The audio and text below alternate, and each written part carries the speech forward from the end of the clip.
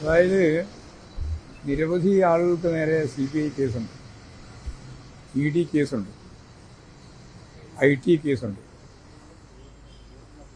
പ്രത്യേകിച്ച് കേരളത്തിൽ ഇടതുപക്ഷ ജനാധിപത്യ മുന്നണി ഗവൺമെൻറ്റിൻ്റെ ഭാഗമായിട്ട് നിൽക്കുന്ന, ഗവൺമെൻറ്റിൻ്റെ തന്നെ നേതൃത്വം കൊടുക്കുന്ന മുഖ്യമന്ത്രിക്കെതിരെയും മുഖ്യമന്ത്രിയുടെ മകൾക്കെതിരെയും പാർട്ടിക്കെതിരെയും ഗവൺമെൻറ്റിനെതിരെയും ഒക്കെ നിരവധിയായ കള്ളപ്രചാരവേല, അതിൻ്റെ ഒരു ഉപകരണമായിട്ട് CBI, അതുപോലെ ED, IT ഉൾപ്പെടെയുള്ള കേന്ദ്ര ഏജൻസികൾ ഇവരെല്ലാം ഉപയോഗിച്ചുകൊണ്ടിരിക്കുകയാണ്. അത് കേരളത്തിലാവുമ്പോൾ VD സതീശന് രാഷ്ട്രീയമല്ല, അത് ശരിയായ CBI ആണ്. എന്നാൽ സോണിയാഗാന്ധിയെയും അതുപോലെ തന്നെ രാഹുൽ ഗാന്ധിയെയും ഒക്കെ കേസിൻ്റെ ഭാഗമാക്കി വരുമ്പോൾ അത് രാഷ്ട്രീയമാണ്. ഞങ്ങൾ ഉറപ്പായിട്ട് പറയുന്നത് ഇതല്ല, ഇവരുടെ ഒരു ഇടപാടാണ്, ഭരണവർഗത്തിൻ്റെ ഒരു കടന്നാക്രമണത്തിൻ്റെ രീതിയാണ്. ആ രീതി കേരളത്തെ സംബന്ധിച്ചിടത്തോളം ആരെയാണ് കടന്നാക്രമിക്കേണ്ടത് എന്നാലോചിച്ച് അവർ ഈ പ്രചരണം നടത്തിക്കൊണ്ടിരിക്കുകയാണ്, പ്രവർത്തനം നടത്തിക്കൊണ്ടിരിക്കുകയാണ്. CBI അന്വേഷിക്കുന്നു എന്ന് വന്നാൽ അന്വേഷിക്കട്ടെ, അന്വേഷിച്ചതിന് ശേഷമല്ലേ കാര്യം ആലോചിച്ചിട്ട് പറയേണ്ട കാര്യമുള്ളൂ. അന്വേഷിച്ച് നിലപാട് സ്വീകരിക്കട്ടെ. അന്വേഷിക്കുമ്പോൾ തന്നെ ഇങ്ങനെ കേന്ദ്ര ഗവൺമെൻറ്, കേന്ദ്ര ഏജൻസികൾ ഇങ്ങനെ ഈ ഒരു പരിപാടിയായിട്ട് പുറപ്പെടുക, അത് പറയുമ്പോൾ തന്നെ അതിൻ്റെ ഒപ്പം നിൽക്കുന്ന UDFൻ്റെ നേതൃത്വം എന്ന രീതിയിൽ പ്രതിപക്ഷ നേതാവ് ഇപ്പോൾ തന്നെ രാജിവെക്കണം, അല്ലെങ്കിൽ ഒഴിവാക്കണം, നടപടിയെടുക്കണം എന്ന് പറയുക. അതിലെന്ത് കാര്യമുള്ളത്? നടപടിയെടുക്കണമെങ്കിൽ ആവശ്യമായ രീതിയിലുള്ള കേസിൻ്റെ അന്വേഷണത്തിൻ്റെ ഭാഗമായിട്ട് കാര്യങ്ങൾ തീർപ്പാക്കി വരണം. അങ്ങനെ വന്നില്ലല്ലോ. അതിനു മുമ്പ് തന്നെ ഇത്തരത്തിലുള്ള പ്രചാരവേല നടത്തിക്കൊണ്ടിരിക്കുന്നത് രാഷ്ട്രീയമാണ്. ഈ രാഷ്ട്രീയം എന്ന് പറഞ്ഞാൽ കൃത്യമായിട്ട് പക്ഷപാതപരമായ രാഷ്ട്രീയമാണ്. അവർക്കെതിരായിട്ട് വരുമ്പോൾ അത് രാഷ്ട്രീയവും, മറ്റുള്ളവർക്കെല്ലാം വരുമ്പോൾ അത് നീതിയാണ്. അതാണ് പറഞ്ഞുകൊണ്ടിരിക്കുന്നത്. ഹൈക്കോടതിയിൽ ഏത് കോടതിൻ്റെ ഉത്തരവായാലും എബ്രാഹിമിനെ ശിക്ഷിച്ചിട്ടില്ലൊന്നുമില്ലോ. ഹൈക്കോടതി ശിക്ഷിച്ചോ? പരിശോധിക്കണമെന്നല്ലേ പറഞ്ഞില്ലേ? പരിശോധിക്കല്ലേ? പരിശോധിക്കട്ടെ, പരിശോധിച്ച് ആവശ്യമായ നിലപാട് സ്വീകരിച്ചോട്ടെ. ഞങ്ങൾക്കിപ്പോൾ ആരെങ്കിലും സംരക്ഷിക്കേണ്ട ഒരു ഉത്തരവാദിത്വമില്ലല്ലോ. എബ്രഹാം ആയാലും ആരായാലും അവർക്കെതിരായിട്ട് നടക്കുന്ന CBI അന്വേഷണവും അതിൻ്റെ തുടർച്ചയായിട്ട് വരുന്ന നടപടിക്രമങ്ങളുണ്ടല്ലോ, ആ നടപടിക്രമങ്ങളെല്ലാം പൂർത്തിയാവട്ടെ. അപ്പോഴും നമുക്ക് പറഞ്ഞാൽ മതിയല്ലോ കാര്യം. എന്തിനാ ഇപ്പോൾ അഡ്വാൻസ് ആയിട്ട് പറയേണ്ട കാര്യം എന്താണ്? അല്ല, അതൊക്കെ ഭരണപരമായിട്ട് സംവിധാനങ്ങളാണ്. ഞങ്ങൾക്ക് അതിനെപ്പറ്റി ഒന്നും പറയേണ്ട കാര്യം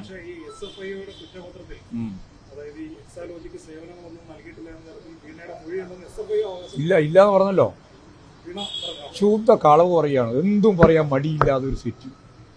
അതാണ് ഈ CBI എന്ന് പറയുന്നത്. അതുപോലെ തന്നെ ഈ പറയുന്ന SFIO എന്നെല്ലാം പറയുന്നത്. എന്തു പറയും, എന്ത് കളവും വിളിച്ചു പറയാൻ യാതൊരു മടിയില്ല.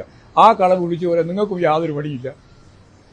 നിങ്ങളിപ്പോൾ ഇദ്ദേഹത്തിൽ അതേ കാറ്റഗറിയിൽ എത്തിയിരിക്കുകയാണ്. ഒന്നും അതിൻ്റെ വസ്തുത മനസ്സിലാക്കാനോ അതിനടിസ്ഥാനപ്പെടുത്തിയിട്ട് പ്രതികരിക്കാനോ തയ്യാറാകുന്നതിന് പകരം ആരെങ്കിലും വിളിച്ചു പറഞ്ഞാൽ മതി. പറഞ്ഞാൽ ഉടനെ തന്നെ അതിൻ്റെ ഭാഗമായിട്ടുള്ള വിശദീകരണം, ചർച്ച ആയി. നിങ്ങളുടെ ഓരോ മാധ്യമങ്ങളുടെ തന്നെ പണി അതാണ്.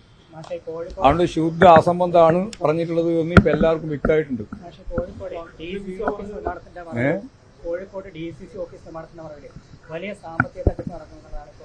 അറിയില്ല, എനിക്ക് അതറിയില്ല.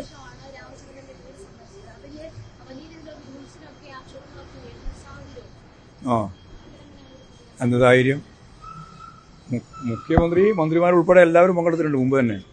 മുഖ്യമന്ത്രി ഇപ്പോഴാണ് എത്തിയത്, ഇന്നാക്കിയത്. ഞങ്ങളല്ല ഇന്നാക്കിയത്, ഞങ്ങളല്ല ഇന്ന് പോയിട്ടുണ്ട്. അത് 2 ദിവസം കഴിഞ്ഞിട്ട് തന്നെ എത്തിയത്. ഇന്ന് 2ാമത്തെ ദിവസമല്ലേ. അതിലെന്ത് ഇത്ര അത്ഭുതകരമായ സംഭവമുള്ളത്?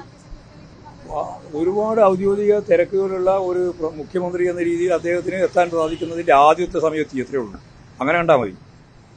എല്ലാം വിമർശനാത്മകമായിട്ടല്ല, എല്ലാം നെഗറ്റീവായിട്ട് മാത്രമേ കാണുള്ളൂ.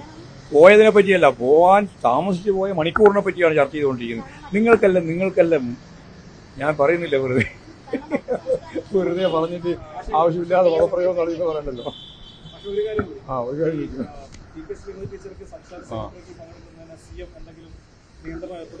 ഇല്ല, ഒരു നിയന്ത്രണം CM എന്താ? പാർട്ടി കമ്മിറ്റികളിൽ പങ്കെടുക്കേണ്ടതിനെ സംബന്ധിച്ചിടത്തോളം തീരുമാനിക്കേണ്ടത് CM ആണോ? അത് പാർട്ടി സംഘടനാപരമായ തീരുമാനത്തിന്റെ ഭാഗമായിട്ടല്ലേ വരിക. ശ്രീമതി ടീച്ചർ കേരളത്തിലെ CPIM-ന്റെ സംസ്ഥാന കമ്മിറ്റി മെമ്പറും സംസ്ഥാന സെക്രട്ടേറിയറ്റ് അംഗവും ആയിരുന്നു.